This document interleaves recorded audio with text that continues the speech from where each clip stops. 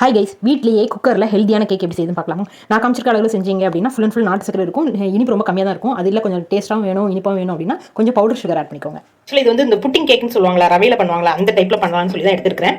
இது full and healthy தான். ரவை, கோதுமை, அப்புறம் நாட்டு சக்கரை ஆட் பண்ணியிருக்கிறேன் இனிப்புக்கு.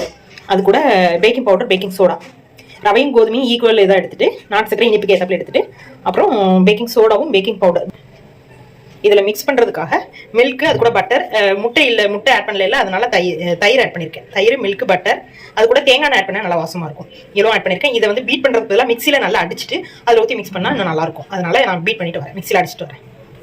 இப்போ பாருங்கள், மிக்சியில் நல்லா அடிச்சுட்டு வந்திருக்கிறேன். கர்டு, அப்புறம் மில்க்கு, அது கூட பட்டர், கொஞ்சமாக தேங்காய் எண்ணெய் ஊற்றிருந்தேன்னு சொல்லியிருந்தேன். இதை நல்லா மிக்சியில் பீட் பண்ணிட்டு வந்திருக்கிறேன். இது வந்து இந்த பேட்டர் எப்படி ரெடி பண்ணணும் அப்படின்னா, இந்த பேட்டர் வந்து உங்களுக்கு எவ்வளோ மாவுக்கு அந்த கன்சிஸ்டன்சிக்கு ஏற்றப்பல, அந்த மாவு வந்து எவ்வளோ திக்காக வேணுமோ அதுக்கு ஏற்றப்பல இதை ஆட் பண்ணிக்கணும். நான் ஆட் பண்ணி காமிக்கிறேன்.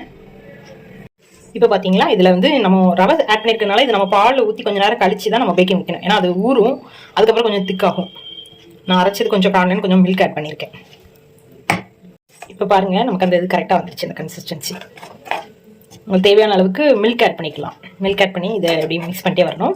கோகோனட் ஆயில், பட்டர் அந்த மாதிரி ஆட் பண்ணிக்கிட்டாலும் நல்லா டேஸ்ட்டாக இருக்கும். இனிப்புக்கு ஃபுல்லாமே நாட்டு சக்கரை போடாமல் கொஞ்சம் சுகர் ஆட் பண்ணிக்கிட்டாலும் கொஞ்சம் டேஸ்ட் நல்லாயிருக்கும். ஃபுல்லாக நாட்டு சக்கரை போட்டு அந்த மாதிரி வாசத்துக்கு இது வெனிலா எசன்ஸ் ஆட் பண்ணிக்கலாம். நீங்கள் ஏலக்காய் கூட ஆட் பண்ணிக்கலாம். ஆனால் ஃபுல் நம்ம இந்த மாதிரி ஏலக்காய் நாட்டு சக்கரைன்னு போட்டால் அது கேக் மாதிரி வராது இல்லையா?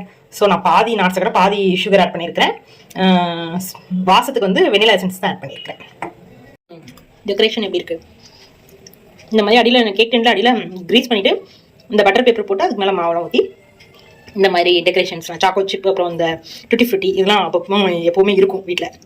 அப்பப்போ திடீர்னு செய்கிறதுனால வச்சு டெக்கரேட் பண்ணியாச்சு. இப்போ மேலேயும் ஒரு பேப்பர் போட்டோம் அப்படின்னா, நம்ம குக்கரில் வந்து உப்பு போட்டிருக்கேன். இந்த உப்பு நான் ஒரு டைம் யூஸ் பண்ணிவிட்டு அப்படி வச்சிருப்பேன். நான் அப்பப்போ ரொம்ப இதானதுக்கப்புறம் தான் தூர போடுவேன். நான் அப்பப்போ செய்கிறதுனால அப்படியே வச்சிருப்பேன் உப்பு. அதில் இந்த வட்டி வச்சுட்டு இப்போ அந்த கேக் டென் எடுத்து மேலே வச்சுட்டு அதுக்கு மேலே இந்த பேப்பர் போட போகிறோம். இப்போ இந்த கேக் டென்க்கு மேலே இந்த பேப்பர் ஏன் போட்டிருக்கேன் அப்படின்னா, நம்ம அடியில் உப்பு போட்டிருக்கோம் இல்லையா, அந்த உப்பு வந்து மேலே லைட்டாக படும் கேக்கில். அதனால் இந்த மாதிரி பட்டர் பேப்பரை மேலே போட்டுட்டு இப்போ குக்கரை வந்து விசில் இல்லாமல் ஒரு 40 மினிட்ஸ்க்கு அப்படியே மூடி வச்சிருவேன். விசில் போடக்கூடாது, கேஸ்கெட் போடலாம், விசில் போடாமல் மூடி வச்சிருவேன். இப்போ வச்சாச்சு, விசில் போடலை, கேஸ்கெட் மட்டும் போட்டு மூடி வச்சிருக்கேன். ஒரு 40 மினிட்ஸ் வைக்கணும். பீஸா கட் பண்ணி எடுத்திருக்கேன். இந்த மாதிரி கடையில் புட்டிங் கேக் இருக்கும் இல்லையா, இதில் நீங்கள் இன்னும் சுகர் எக்கில் ஆட் பண்ணி செஞ்சால் இன்னும் வேறு லெவலில் இருக்கும் கேக்கு.